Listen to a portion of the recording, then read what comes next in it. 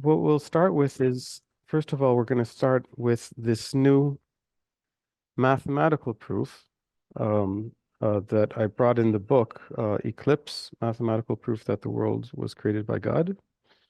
Um, how many of you read part of the book or read the book, or did you see it? Do you have any questions about it? Do you want to start off with a question or two? Okay, we're getting the recording, right? And right now they can hear us. They're muted? Do you want to unmute somebody or I can't unmute.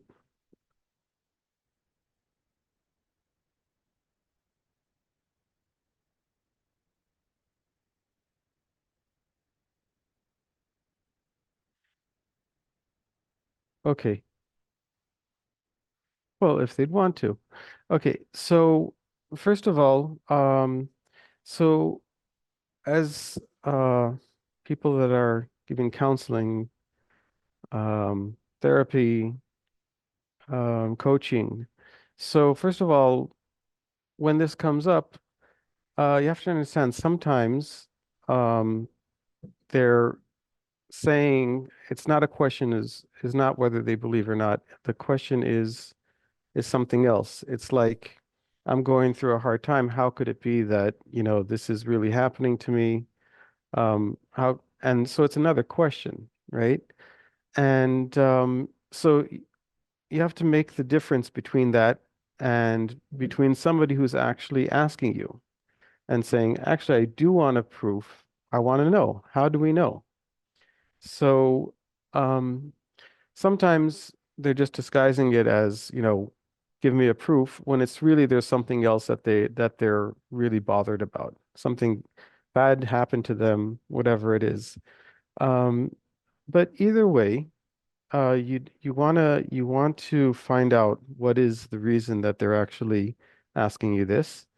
But either way, you have the answer. Either you're actually giving them the answer that they want to know, that they're curious, or you give them the answer, and then they have proof that God exists, but then they're still asking the next question. So then, why did this happen to me, right? And then you can get into the, more into the therapy of it, of working with them, of what's really bothering them. But what I really want to talk about today is what a lot of people don't know. They don't know yet, that there is actual mathematical and scientific proof that God created the world, and that this notion that you can't prove it is actually not true. You actually can prove it. So, and this is what we did in this book. We just actually proved it. So, um, I can actually explain this in a little bit of an easier way. And this is something you'd want to be able to do. If you want to explain to somebody proof that God created the world, you're going to have to explain it to them in a very simple way, or they're just not going to catch on. So basically, the way it starts off, you start off in the most simple stage. You say that if you look at the moon and the sun, you see during an eclipse, they cover each other exactly at the same time, at the same dimensions. They look the same size. And that's because everyone knows that the moon is smaller than the sun, but it's closer to us. But the relative distance to the relative size is exactly the same. And if you want to know the exact numbers, the moon is 400 times smaller than the sun, and it's 400 times closer than the sun. Now, when you have those things together, they look the same size, and you can see a perfect, beautiful eclipse. Now, what's the chances? What is the probability of this happening randomly? And the word random is an important word because the people who say that the world was not created, it just popped or evolved into existence, they say it's all random.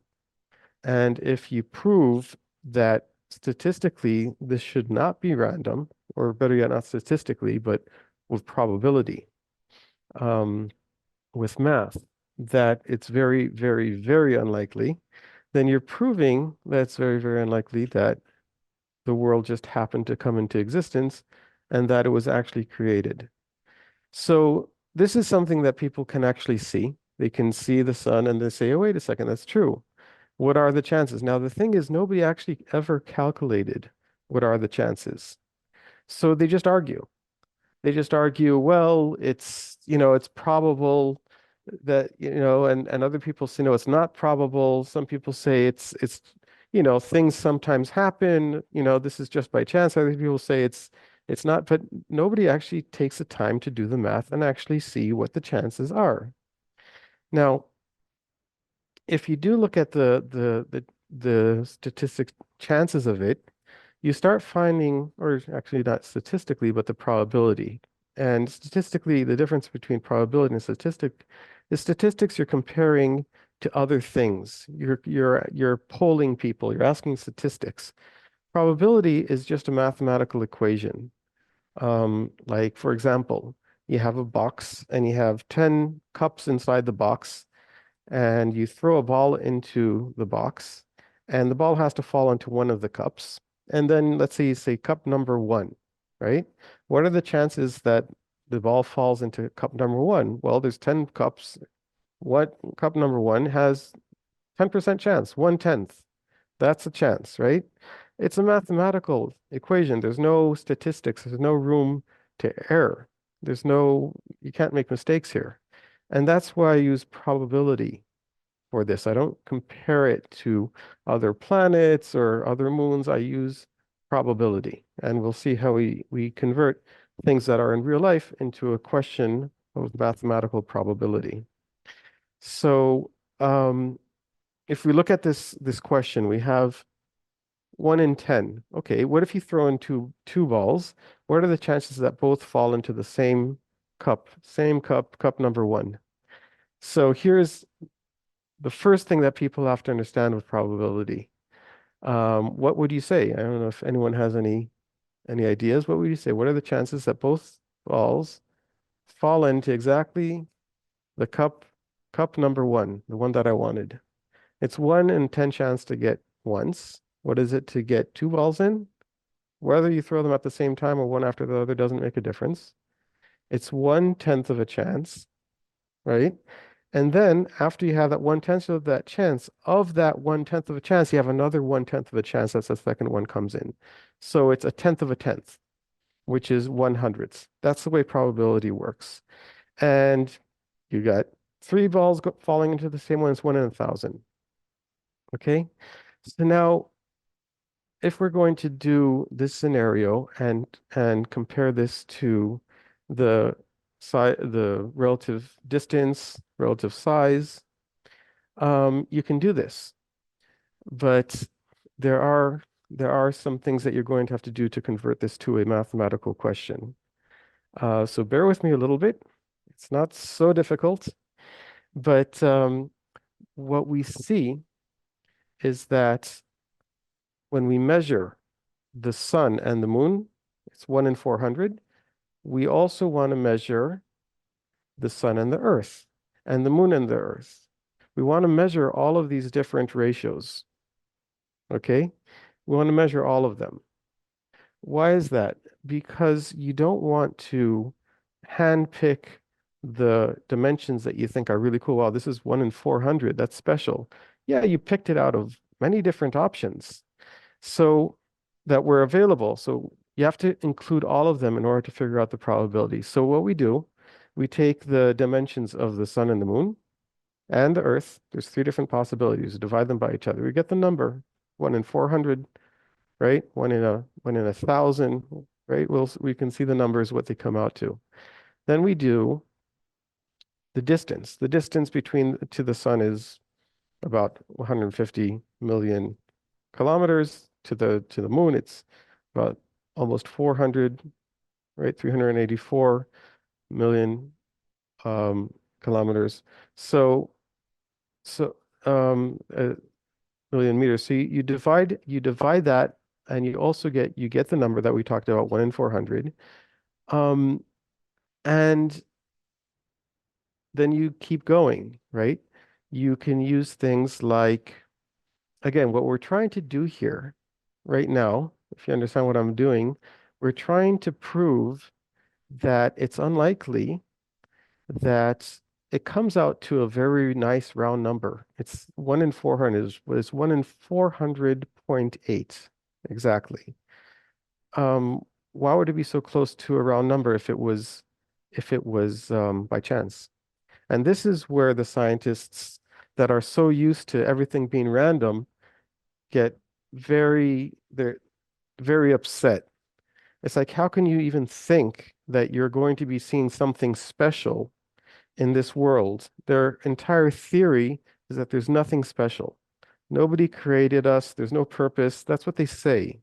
And when you say things like this, they get very upset. How can you actually try to say that that there's some correlation to a number that's special? Now, what we have to do is just have to prove it. So we take all the possible numbers. We take the speed of the Earth going around the sun, the speed of the moon going around the Earth. We divide that by each other. Okay. And the what does that give you? It also gives you a round number of 30, right? Now let's start doing more calculations. We have to do every single possible calculation. Okay, we have the diameter of the Earth. How many times does the diameter of the Earth fit into the distance from the Earth to the moon? Fits in 30 times. Okay, but that might be special. Let's do all of them. The diameter of the moon to the distance to the Earth, the diameter of the Earth to the distance to the sun, the diameter of the moon to the distance to the Earth. You have to do all of them and all the variations. So what we end up having is we have 15 basic comparisons, right? Okay, we have 15. Actually, there's a lot more, right? But the first basic things that you use is diameter of the sun, moon, and Earth. You have the distance between the sun, moon, and Earth. You have the orbital speed of the sun, moon, and Earth, which there's only the sun and moon, the Earth, the sun and the Earth and the moon. The sun doesn't go in an orbit, but you do have the rotational speed. By the way, I don't think you know, but the sun rotates. Okay, just like the Earth rotates around itself, the moon also rotates and the sun also rotates, and the speed that the sun rotates is exactly the same speed, the time period that it turns around is 30 days, just like 29.54 days actually, just like the moon. And so you have these 15 different correlations. Now what we find is that every single one of these correlations, it fits into a division that is very close to either 4 or multiples of 4, like 4, 40, 400, 400,000, right? We have, or multiples of 3 or 30, 300, or multiples of 1, 10, 100, 1,000, okay? Now, I actually kept going beyond this to other things that you can look at. For example, the brightness of the sun, moon, and earth. They also fall into these categories of 4, 40, and or 30 or 1 or 10.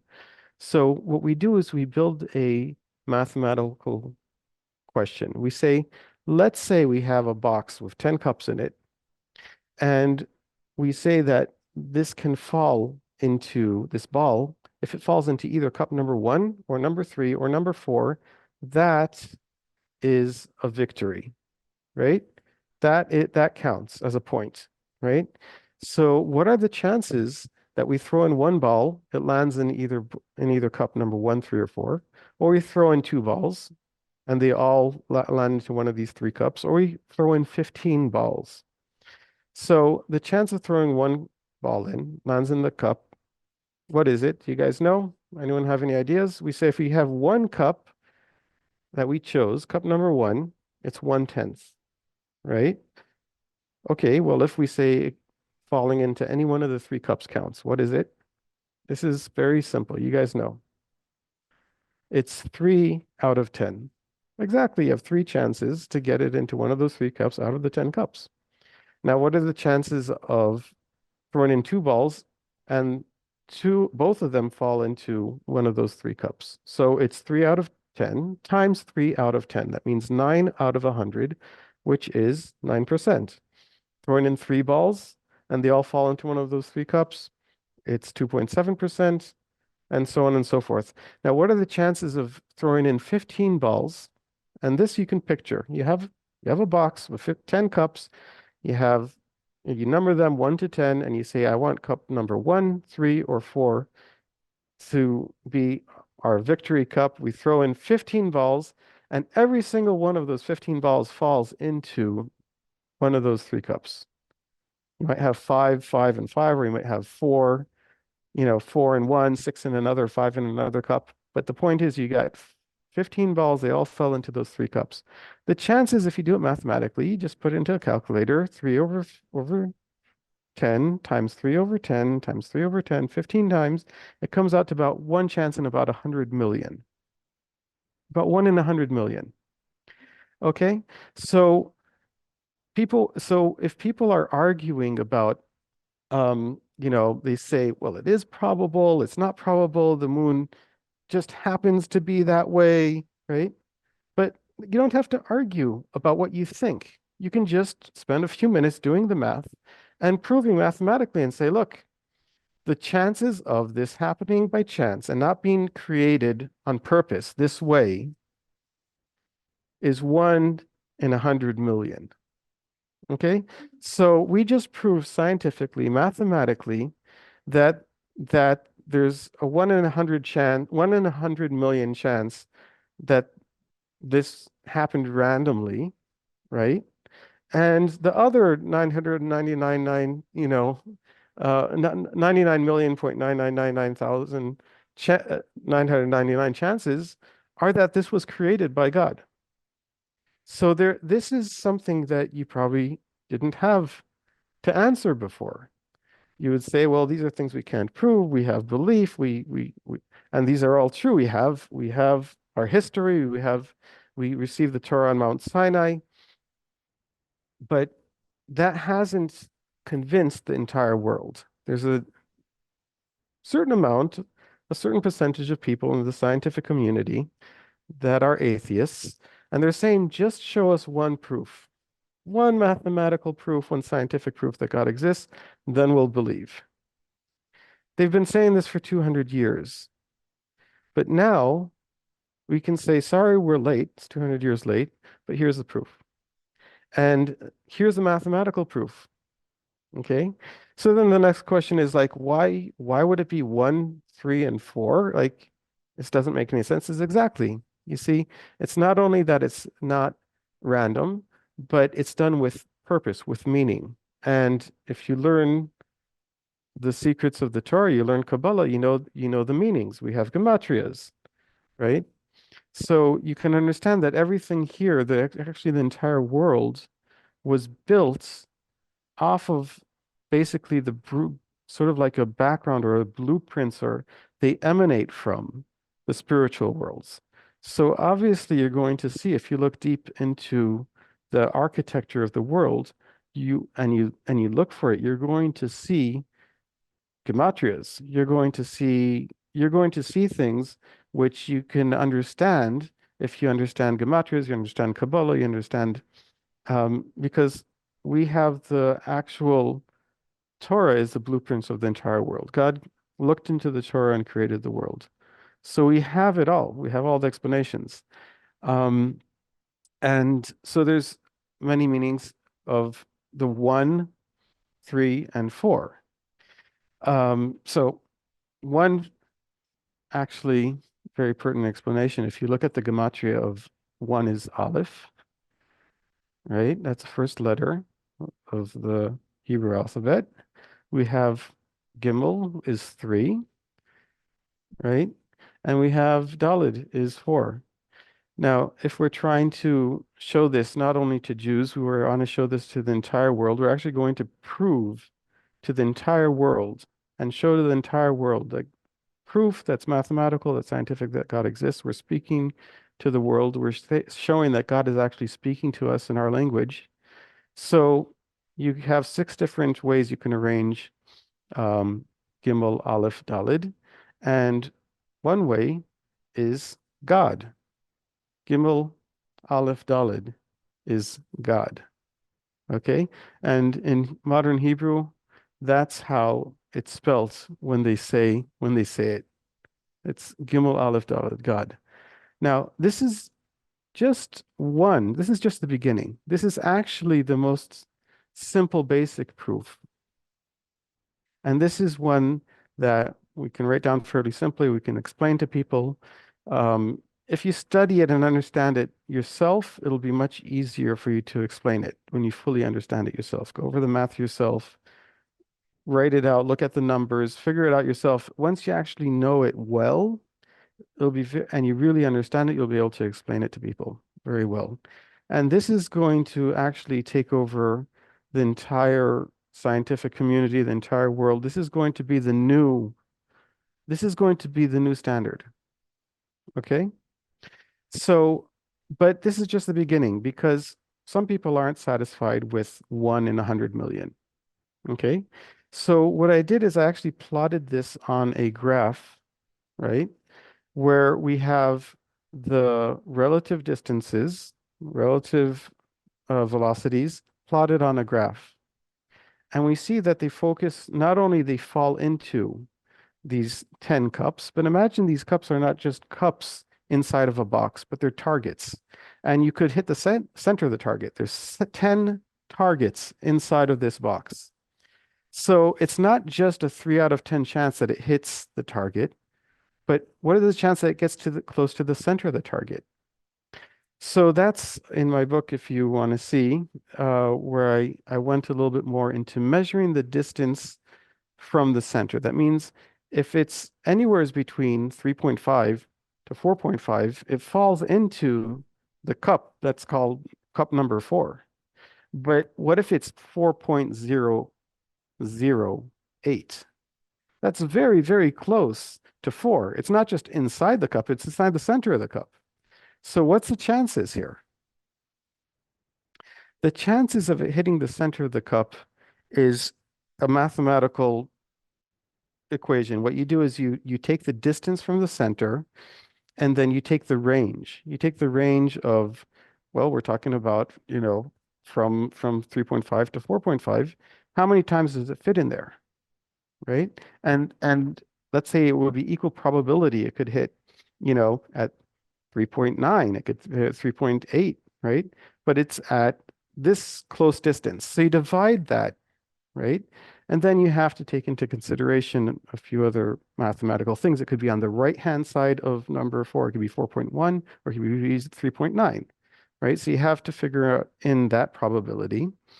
But when you finish doing that, you do that equation, you can find out what are the chances, like you take a round target, and you have a 10, 9, 8, right? And then you see what are the chances of it hitting the inner circle, right? It's the same thing. It's the same type of calculation.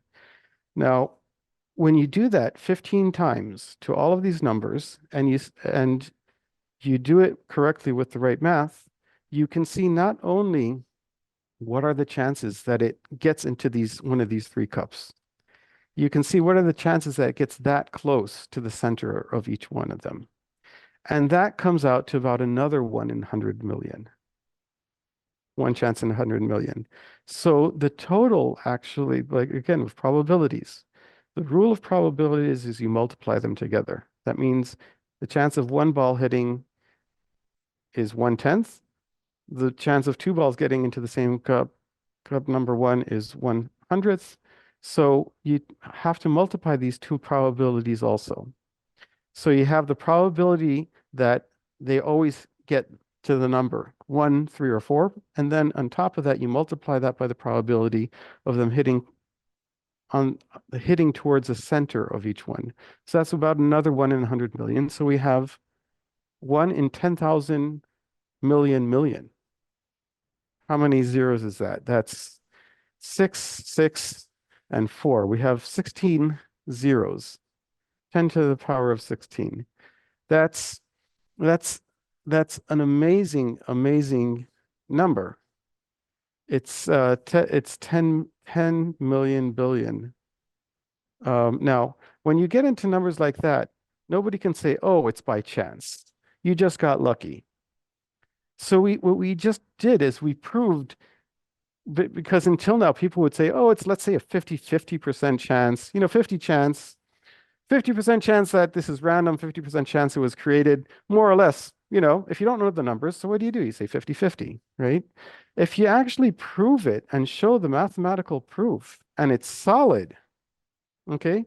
And this can be checked by anybody. You can take this to any math teacher in high school, in college. You can take it to the biggest professors, biggest scientists, whoever you want to, and say, here, prove otherwise. Prove that. Is there a mathematical mistake? Do we have an assumption that's wrong here?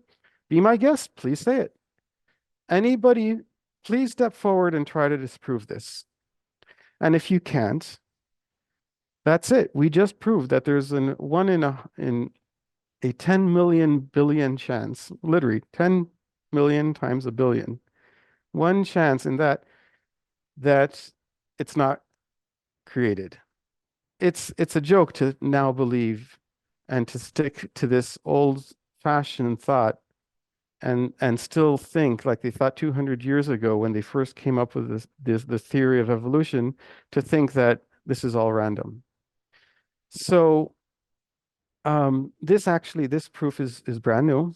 It's only a few weeks old. I put this together. So many people don't know it yet. We only had a few hundred downloads of this book so far, and I have so much more material that I'm working on my next few books because it doesn't end. This is just the beginning. There's so many different correlations, so many different ways to do using these probabilities, and some of these probabilities are a lot more than 1 in 100, more than 1 in 10 million billion. It's a lot more than that. And so this is a big breakthrough. This is something that we can, with it, I don't know how long it'll take, a few months or a few years, until the entire world gets this, and this will turn into the consensus in every single community. There won't be an argument anymore. But what you can do is you can already start taking this and start using it and start speaking to people whenever they have a question. Okay. So let's take a minute for questions. Yes. Yeah, can I ask? Mhm. When it comes to the proof about the existence of Hashem, Mhm. it's usually, I mean, people will claim that it's coming from a rational point of view, but it's really usually coming from an emotional point of view Okay. because they don't want to accept what that means. Right. As in, if there is a creator, that means that I have to do have to follow his plan for the world, and I'm not ready Right. to accept that. So why, if someone's coming from that emotional point of view, why would an argument that's completely logical and based on mathematical proof change that? Okay. So I'll tell you why. Because you're used to, ever since you were born and for the past few generations, you didn't have an answer. So you're used to this world where somebody comes with an emotional question, you don't have a logical answer, right? You never were able to give him a conclusive logical answer. So you're only able to deal with them on the emotions. You can also give all sorts of logical answers, but without real mathematical proof. That means you can say Well, it's a fact that we received the Torah on Har Sinai. Why is it a historical fact?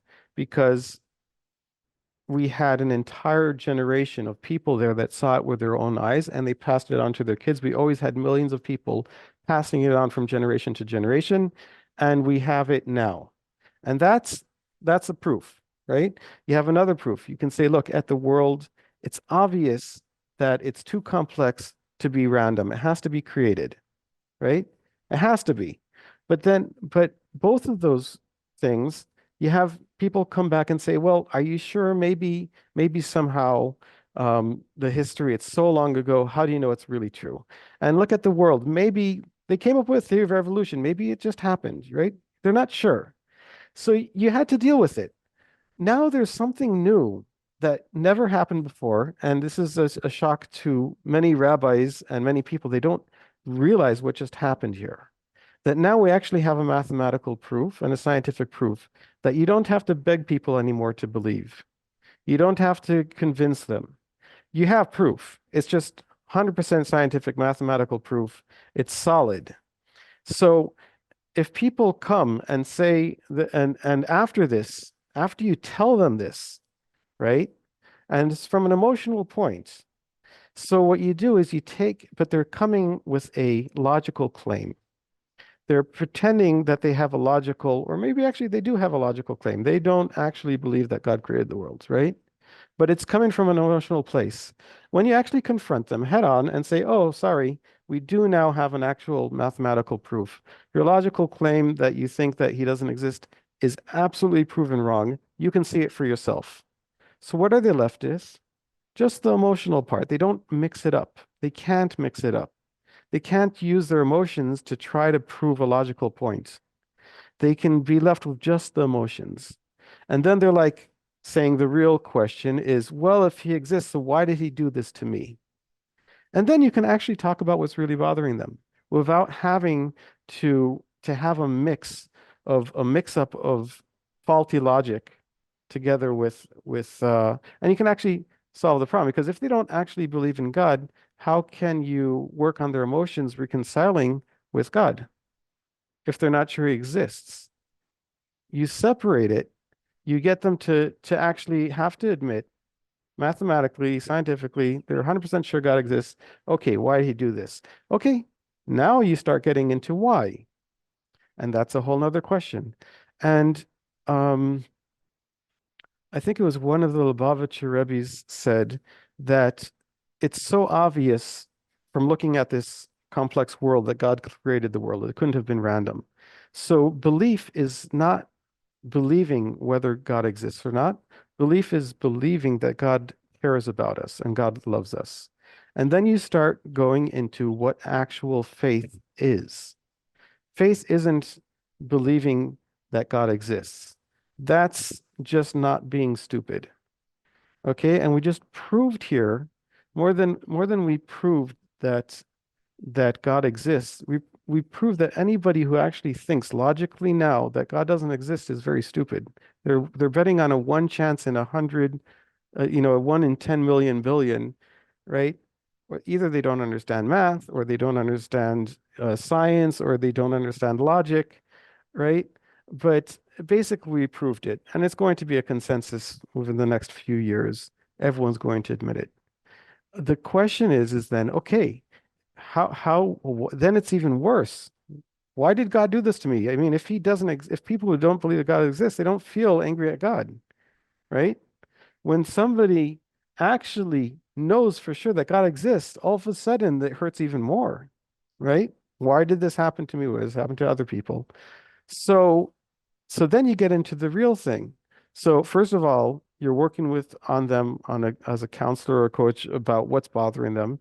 You can also work on, well, maybe we can fix it. What's wrong, right? How about from now on making your life better, right? Maybe you can change what's going on to you. Maybe you can get yourself out of a bad situation.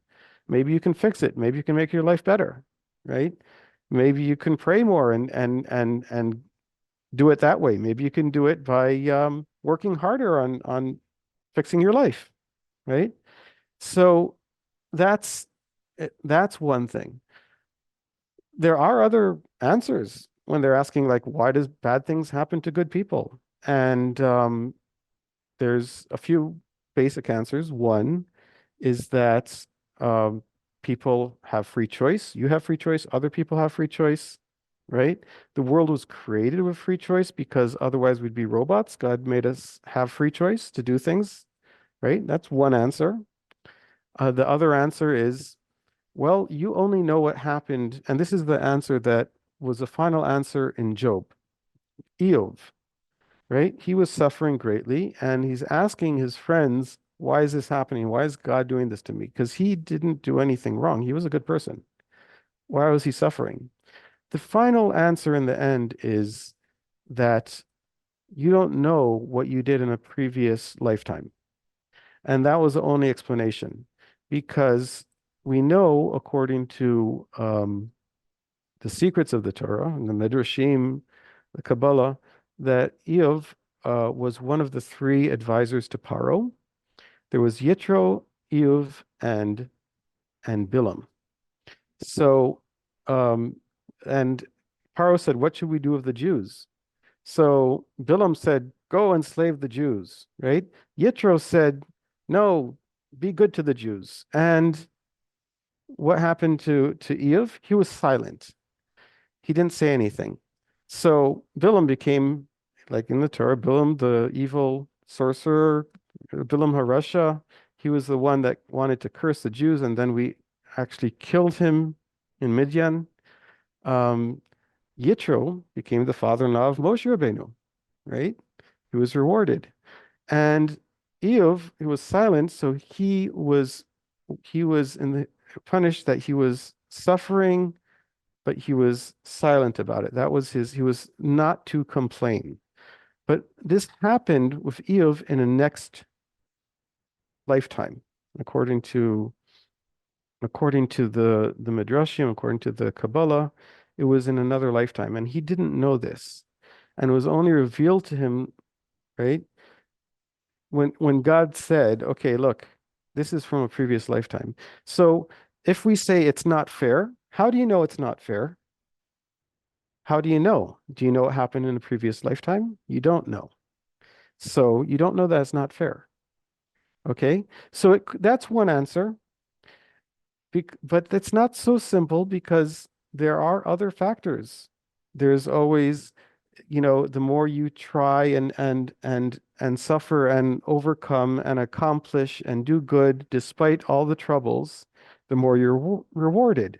So if somebody is suffering in this world and still doing good, his reward is greater. And his reward is not necessarily in this world. Again, you're looking at the reward of people in this world. Some people get lots of reward in this world. Some people get very little reward in this world, and most of their reward is for later, for the next world. And so when people say, "Why did this happen? Why is it so bad?" is you're saying, well, either it's because you're you deserved it from a previous lifetime, or you're overcoming obstacles, you're going to get rewarded much more in the next world, right?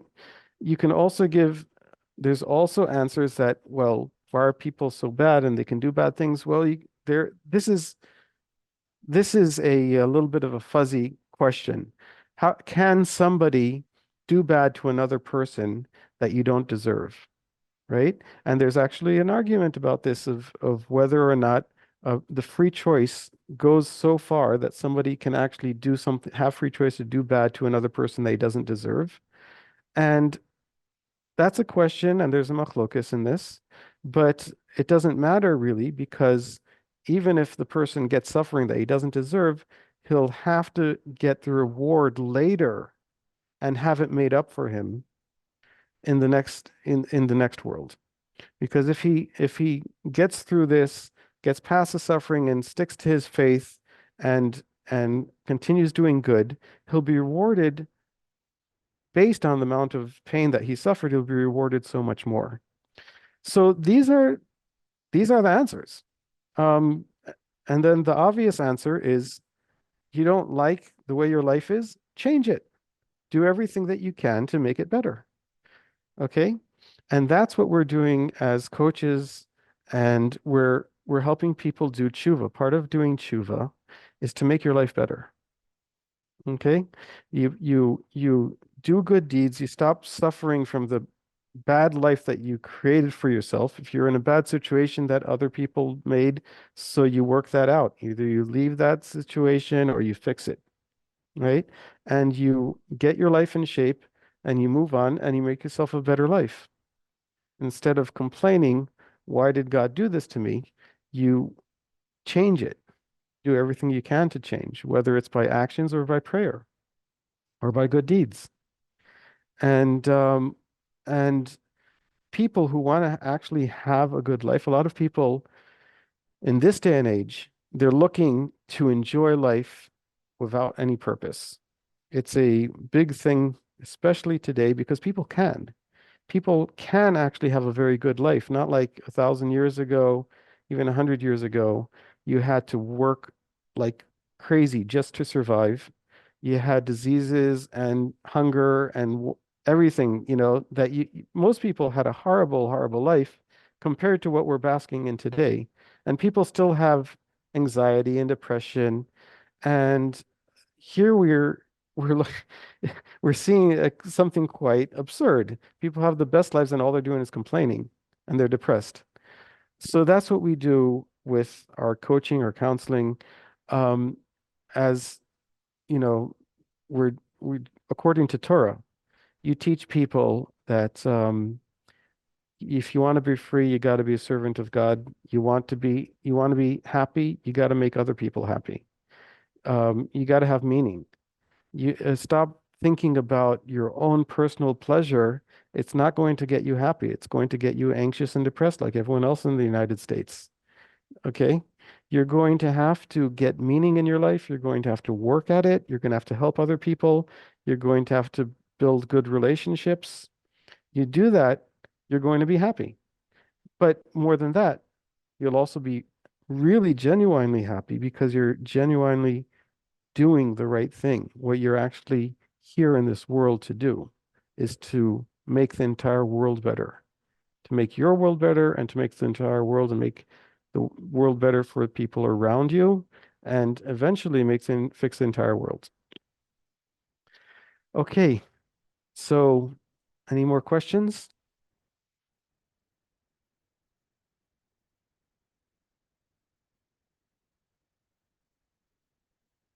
Does anyone want to have a more clarification? It could be on the mathematical side. I can also go into more proofs or why this proof is better than any other proofs that we've had so far.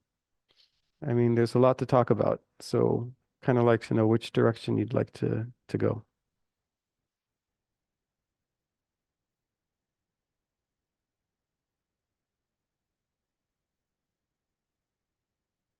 Okay, Yeah.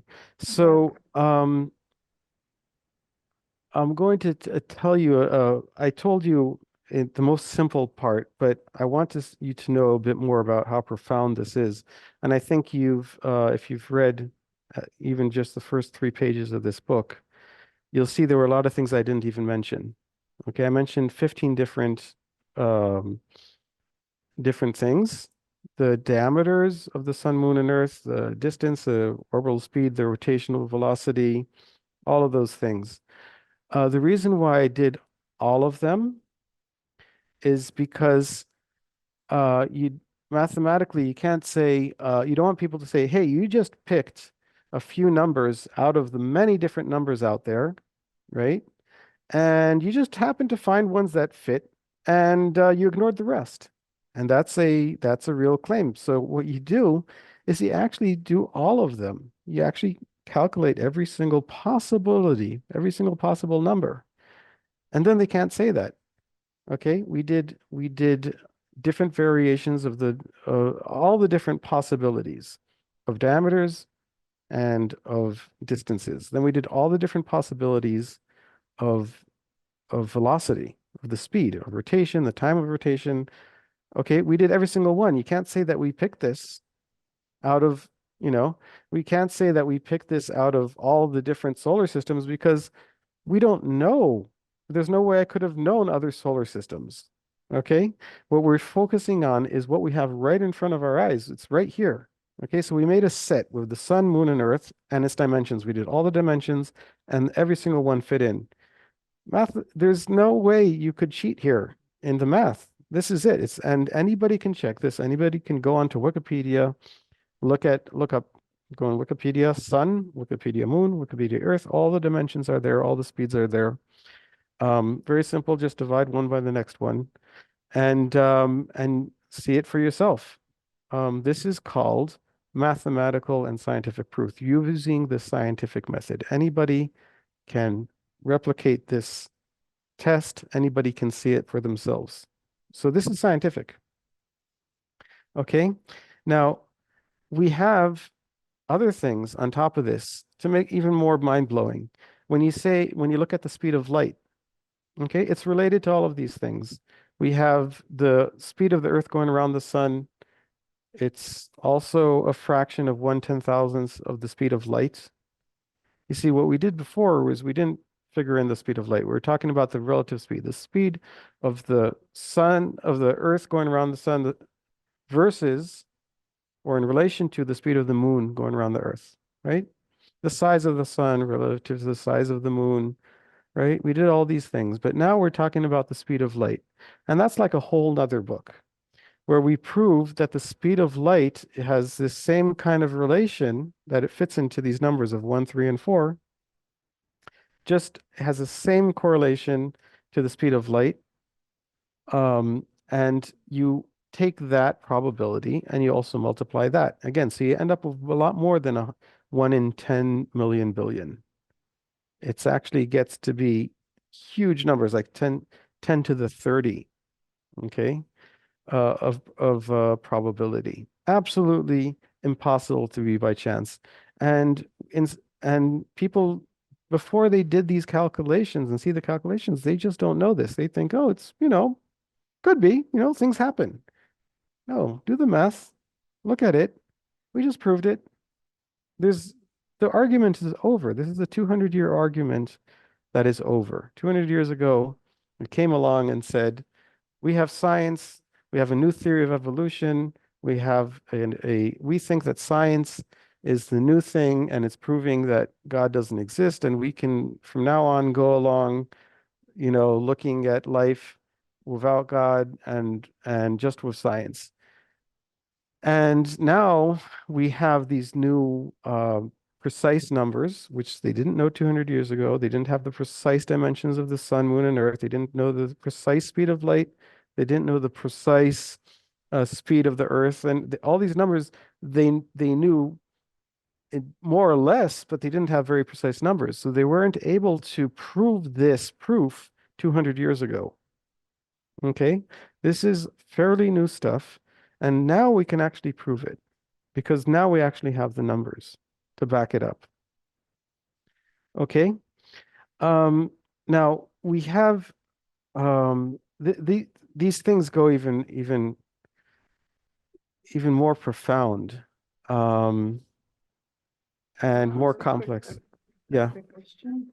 Hmm. I mean, I'm not so up to date in the scientific community, but I've listened to um, Gerald Schroeder's Right. lecture at AISH, Dr. Right. Chaim Presby.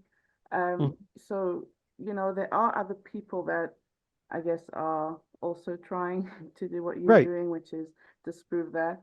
Um, so why do you think that like this this book and your proof is like um is gonna be the one to change the world and their understanding? Because Yes, as I said, I love that question. That's an excellent question. And so there's actually an answer to it. Um, Okay, so the other proofs that they made are true. They're very good. They're very strong proofs. But not everyone in the scientific community, not everyone in the world has changed their minds. It has changed the minds of many people in the scientific community.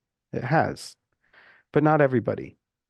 And the reason why is because they have a counter argument to their proofs, but their counter argument does not work on my proofs.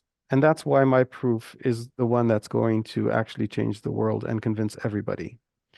So um, the the proof Well, there maybe they there just it, haven't had time. I mean, it's been, as you say, it hasn't been that long, but it could be that, they will well, come up with proofs maybe because the other point is people that might they come don't up with want to proofs. believe. So, Okay, so they don't want to believe, so they try to come up with a logical answer to disprove it, and they try very hard, and they come up with a weak counter argument, and they choose to use that weak counter argument so that they can remain not believing in God. But those weak counter arguments don't work with mine, and I'll explain to you why. The there is one proof where they've proven recently using modern physics that there's six constants in the forces of the world. There is electromagnetism, there's gravity, there's a strong nuclear force, the weak one. They have different constants. And if those constants weren't exactly the way they were off by a tiny fraction, the world would not exist. There wouldn't be matter, there wouldn't be atoms, there'd just be random energy. Atoms and molecules would not be able to form. Okay? And the chances of them all lining up to be one is one in is even more than my proof. It's like one. It's they calculated it to be about 10 to the power of 5,000. An absolute. I'm talking about things absolutely impossible, right? So what's the problem with this proof? This seems to prove that God exists. Well, there's two problems with it. One is most people can't understand this proof. It's talking about physics that they have no concept and no way in their lifetime that they're going to study it and figure it out and understand it for themselves. So they're just relying on people saying that they know this subject and they're telling it to you. And once you have a few of the scientists saying, no, I don't think it's true, then people are saying, oh, it's a machlokes, I don't know what to think. Okay? So that's the problem with the proof. People can't understand it. They don't have the background in physics to understand it. Now, when I bring a proof that is use basic classic probability, okay, it's regular numbers or using multiplication, division, fractions, addition and subtraction. That's all I'm using. That means this can be used and verified by a high school math teacher. You can find them everywhere. It's not that you have to go to, and there's no, and it's completely understood. Anybody, you understand it, you look at it, you can ask anybody that you know to look at it and verify it. You don't need to rely on just a handful of people that have doctorates in nuclear physics to understand it and to verify it. Okay, so that's one reason why this proof is better. It's just simpler, right? It's like you can understand it by looking at a box with 10 cups and understanding how probability works. You just follow step by step. You write it down. You see, is there any mistake here that I made? No mistake. Okay, very simple. So that's why. That's one reason. There's another reason why um, these my proof is not able to be refuted by the refutations that they bring for the other proofs. There was one person who proved that the genetic sequence is such a complex code, right? There's so many variants that there's 4 proteins, and it's like a computer code, right? And it's so complex that the mutations needed to go from nothing to become a complex life that we have here, there would have to be a certain amount of mutations. Now, the mutations that would have to be is like 10 to the 300. It's a huge, huge number. And they said, okay, look, according to your theory, there was a Big Bang and the world is 13, 14 billion years old approximately. There was not enough time in those. You think it's a long time, 13 billion years? It's a long time, but if you do the math, there was not enough time to have 10 to 300 mutations. It couldn't have happened in that amount of time. So that's another mathematical proof, right? It's maybe in a way easier to understand than this theoretical this physics of nuclear physics, right? Um, but what did they answer to that? What did the scientists say? The scientists said there must have been, or they might have been, we don't know, but it could have been some unknown process that happened that made it happen in a shorter amount of time. So it's a big step. They're admitting that they don't know. They have to admit they don't know. They have to admit that they have no clue, but they're still sticking to it, saying that there must have been some process to do this, that it happened. And they're based again on this theory of evolution. They have this theory, life somehow will generate itself and correct itself and improve to come to the place that's more perfect. That's their general theory, right? Now the thing is, this does not work with my proof because there's no process that makes the diameter of the moon and the sun have a numerical relation. There's no genetic process here. It doesn't evolve to be that way. It just is or it isn't. There's nothing that can bring it to be that way. So their proof doesn't work on my proof. Okay? And that's why they're not going to be able to hide anymore behind any answers. Their answers, even though they're weak, they don't work. They don't work with this. The same thing, um, with they tried to give a another unbelievably I, for the physics one where they say we know that the constants shouldn't be so constant, right? Shouldn't come out to be perfect. What are the chances of these constants in physics to be perfect to support life? Um, so they're basically their answer is, well, look, there must be an infinite amount of universes, multiverse, and this one just happened to pop up, right? Again, it's a crazy, crazy idea. They only came up with it after we came up with this proof that the constants are so unlikely, and they understood that. They came up with the idea of a multiverse. It's just because trying to answer this proof that God created the world. Um, and so so they say there must be a multiverse that's spitting out infinite amount of universes, and just one of them happened to work, which is absolute insanity. It's good for science fiction movies. To actually believe it in real life, and they have no proof of it. They're just saying maybe this is, some sort of answer. The thing is, um, so you say, but wait a second, so what are the chances? You say it's like 1 in 50, 1 in 10 to the power of 5,000. So what are the chances that we have it here, right? And their answer is, well, look, you wouldn't exist if it wasn't like this, so therefore you wouldn't be asking the question, right? That's basically their answer. They're saying it's not statistically impossible because for every person that asks it, that means they're alive. That means it did work. That's their answer. It's a very weird, non-true answer, but even that doesn't work with my proof. Why? Because my proof doesn't demand that the world doesn't exist. If the moon was not 400 times smaller than the sun, the moon was 350 times smaller than the sun. Okay? So we'd still be here. Life wouldn't cease to exist. We'd still be asking the question, just we wouldn't have a perfect eclipse.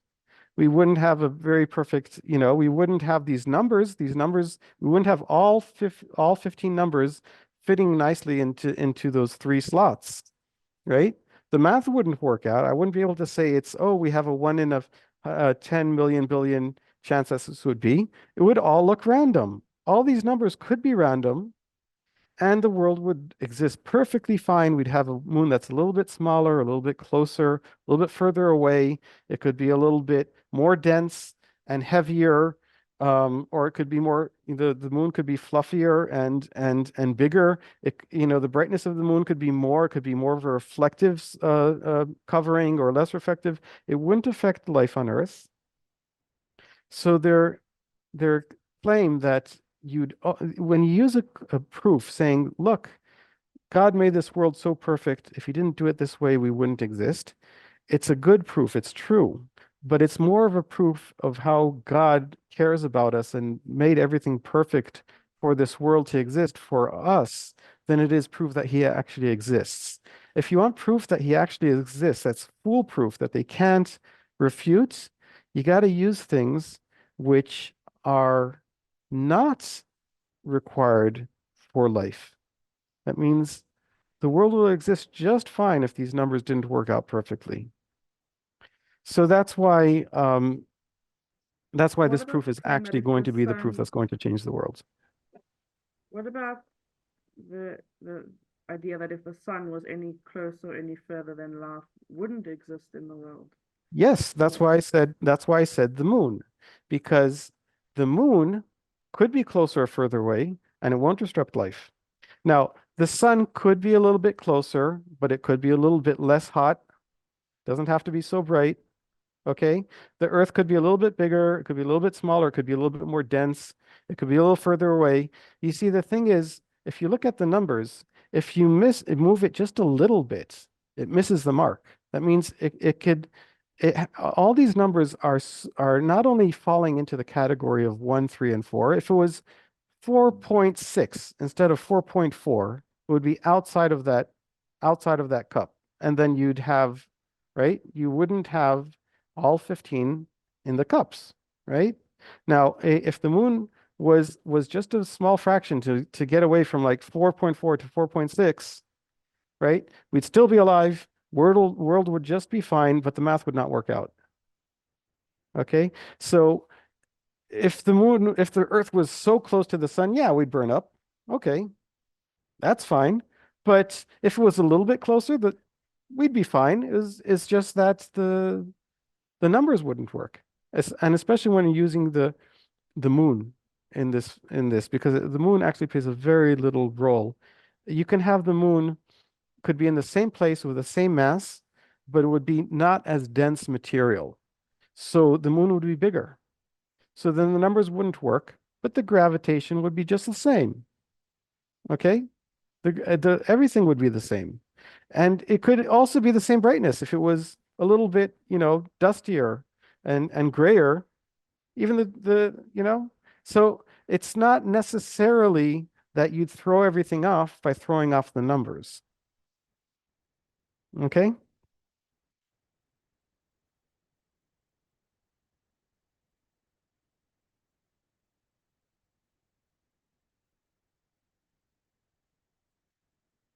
Anyone else has questions?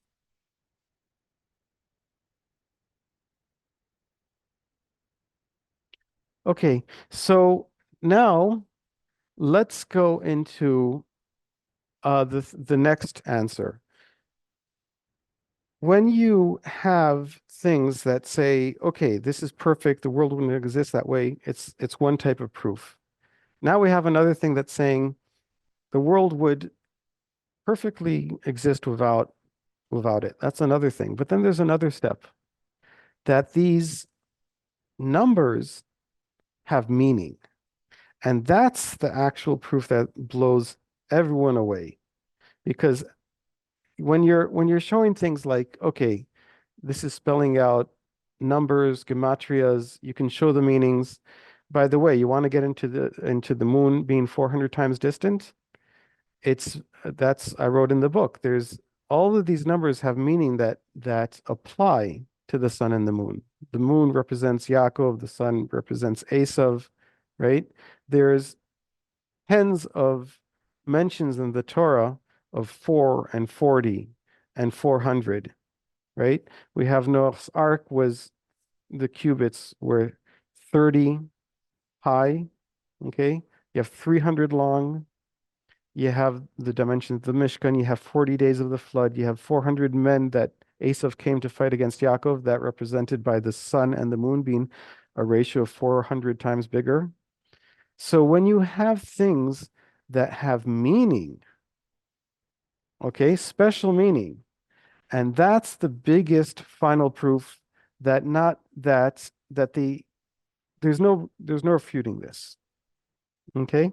So it's not just precise, but it's precise with a code, precise with meaning. And that's proof that really it, there, I mean, I when this gets out, I don't know how these scientists are going to react. It's going to drive them crazy. I mean, because their entire life it's based on we are not special. That's what they think. There's nothing special. You can't say that anything has any meaning. That's the entire basis that they base their entire life on. They base science on it. They base everything. And when that gets, they think that anything that shows has meaning must be not correct.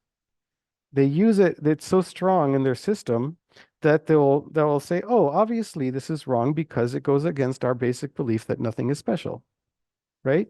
But what happens when you prove to them with a 1 in 10 million billion chance that, and they see something that is special, their life is going to fall apart. Then they're actually going to need psychologists to work it out.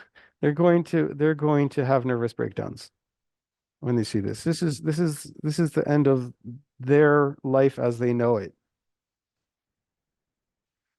Um, so this is just the beginning of the things that we find. If you want to know some very interesting more things that I didn't put in this book yet, if you look at the distance to um, okay, you look at the size of the Earth and the size of the moon, okay, and you add the sizes together. So the size of the diameter of the Earth plus the size of the diameter of the moon is 4 over pi times the size of the Earth. Okay, pi is 3.14. We all know that. That's the difference between diameter and circumference. Okay, now 4 over pi times the size of the Earth is the size of the diameter. If you take the Earth and the moon, you stack them on top of each other like a snowman. Okay, this is also brand new proof. Nobody noticed this before.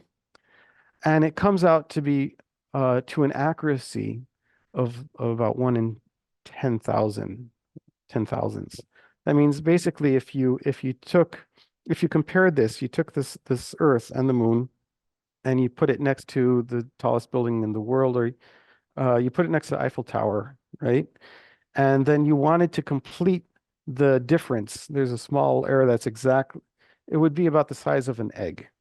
Okay, the difference, compared to the Eiffel Tower. It's so close. Now, but this is not the only place that we have it. If you look at the distance from the Earth to the moon, it's 4 over 3 light seconds. Okay, the speed of light, the amount of time it takes to travel from the moon to the Earth is 4 divided by 3 light seconds. So we have two completely different things. We have the size of the moon in relation to the size of the Earth, and we have the distance in light seconds, and they both come out to 4 over pi light seconds. Why? And they come out so precise to like 1 in a few thousand, completely precise. Okay, so this is has special meaning. These things have very special meaning. They're super, super precise. Nobody noticed it. Nobody paid attention to it. We didn't know how to measure this accurately before. It's only in the past few decades that we're able to measure this accurately. And when we measure this accurately and we look at it, right, we can prove that this was designed by only by God. There's no other explanation for this. Okay? And this is just the beginning. Again, I was telling you the simple stuff. I was telling you the stuff that, you can compare it to like a box with, 10 cups in it and you throw it in, you can understand it. But it keeps going. And if people say that, there must be some effect that causes this, well, obviously, no real scientist will say that. They understand that it's not it. They'll give up. But when you look at things like the surface area of the world compared is about the same in number. Not the Well, there's a surface area of the world, and then there's a land mass area. It's not even the whole area, just this area of the land. It's 149 million in kilometers. It's just like the distance to the sun to the earth. It's just like half the speed of light. It's the same numbers. So can you say there's some natural physical relation between them? Obviously, there's no physical relation that will explain that. Just like you can't explain why there would be why there would be 4/3 light seconds distance to the moon to the Earth. These things there's no explanation for them. There's no way they can say there must be some process that brought this, or some natural selection, or something natural that caused this. These things are completely out of the bounds of that, and that's why they can't disprove this. This is the end of a 200-year-old argument.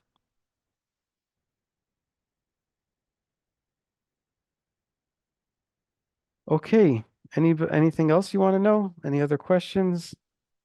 Or do you want to know more things? The more profound things that were discovered are coming up in the next books.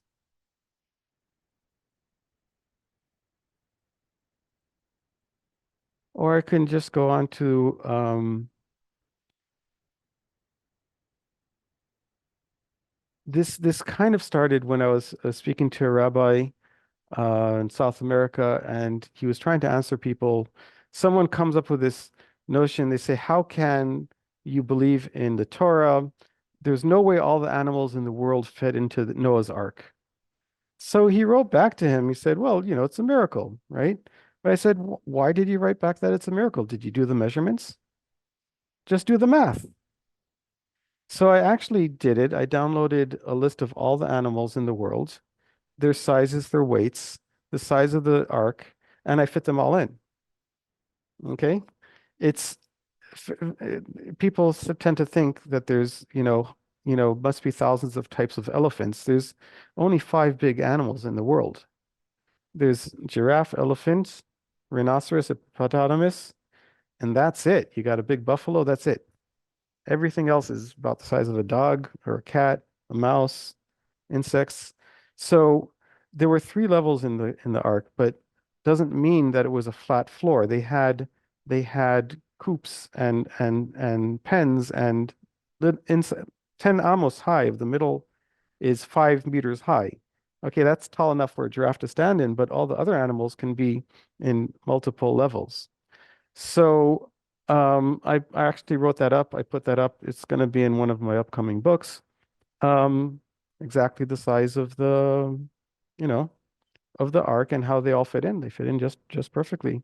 So a lot of things that people come along and they think they're very smart. Oh, I don't believe in God. I believe in science, and they come and they say that the Torah can't be true. They didn't even check it. They didn't even do the math. They're talking nonsense. And not only it fits perfectly. Um, there was another thing that I discovered um, in the Gemara of Brachot. It talks about on page 50, Nun Chet, right? Page 58, on the second page. It talks about Noah and the flood. And before then it talks about what's Zikim, which is what are these shooting stars, talks about comets, right?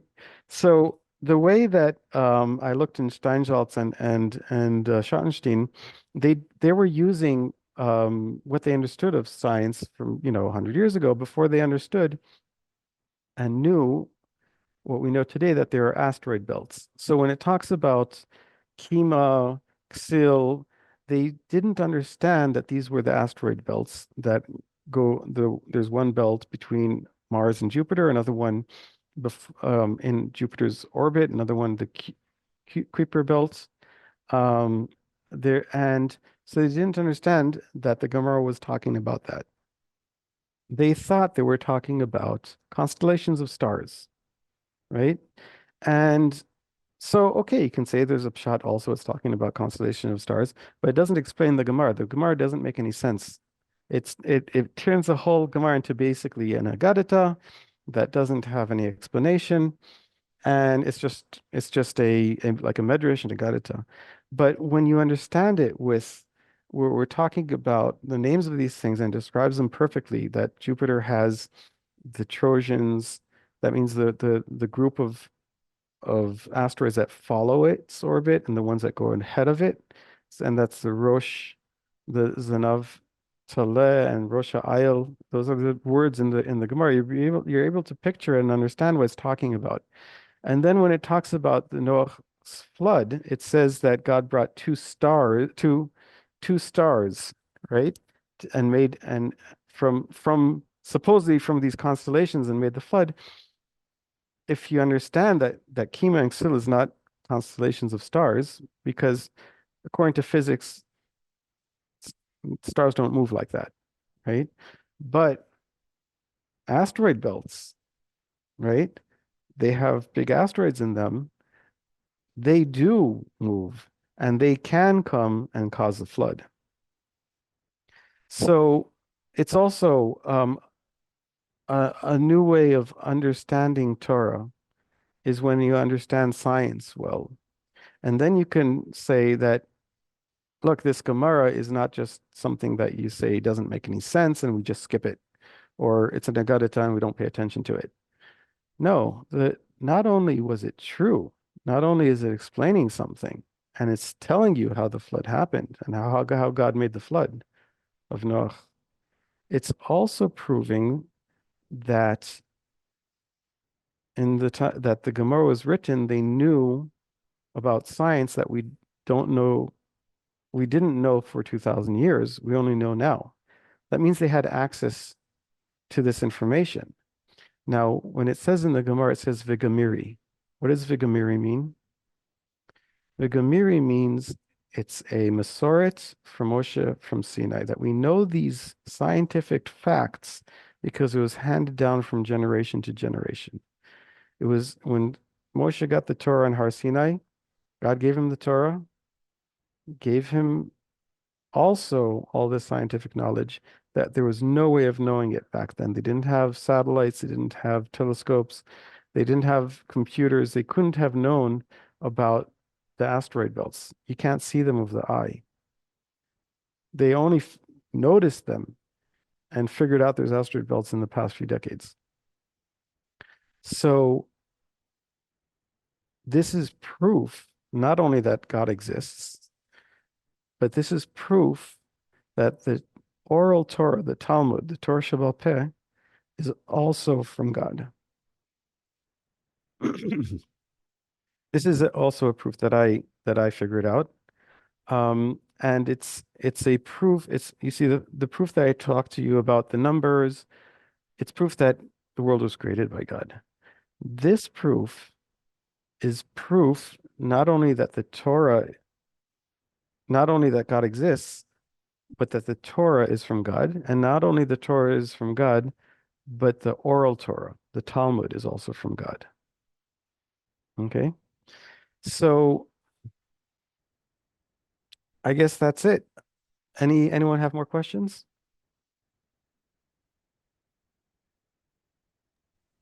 I just wanted to say thank you. And So, yes. yeah, I just wanted to say thank you. And are we going to be able to get this information once uh, are you going to be writing more books or what with Yes. all? Yes, I'm going to be writing more books. What I did is this book that came out, I did right before the eclipse was in America. It was a big deal. So I just spent 3 days and 3 nights writing, and I got it out in time for the eclipse. I put it out on Amazon, on Kindle, and it came out on time. So it was a real rush to get it done. And I just got it done. right? I didn't have time to, lay out the graphics very well or that kind of things. But what was happening, I didn't even have time to put everything in it. I had all these other new calculations I couldn't even fit in that amount of time. And then afterwards, I still got more ideas, more calculations. I mean, what I explained to you about the way to simplify it and explain it as a box with 10 cups in it, that Yeah. probability, that was just a few days ago that I was able to write that down and understand that. So always getting this stuff is still coming. I'm so busy writing try, the new ideas, and then I go and I check them. I check the math. I go, I you go and you check like every single possible combination of these dimensions, and calculate them all. It takes time, right? So this stuff is still happening. So when I try to get out a new book and re-edit it, I'm always constantly being bothered by new calculations, new thoughts, new ways to explain it. So so I'm happy I got the first book out. The next book I want to get to be like more perfected. And it's just going to have to be a series of books because it's just so many different things, so many different ways of looking at it. I mean, one book could just be on the relation of the speed of light to all of these. Another book, of like the 4 over pi.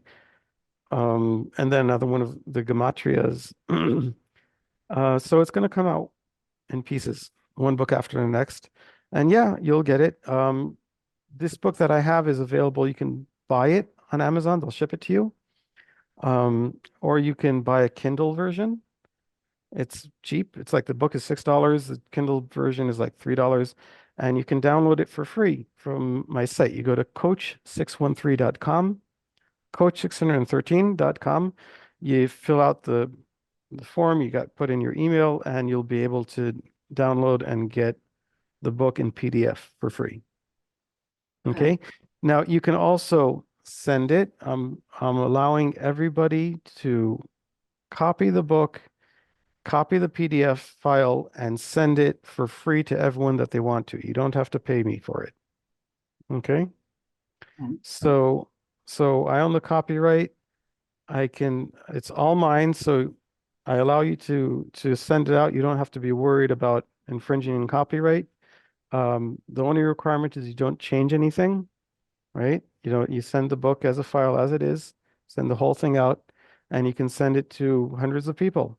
Okay, we need to get this to the way this is going to go is it's going to come out. A lot of people are going to see it. People are going to read it. They're going to bring it to people in their universities. It's going to go up the ladder. They're going to bring it to the top scientists and say, here, you don't believe in God.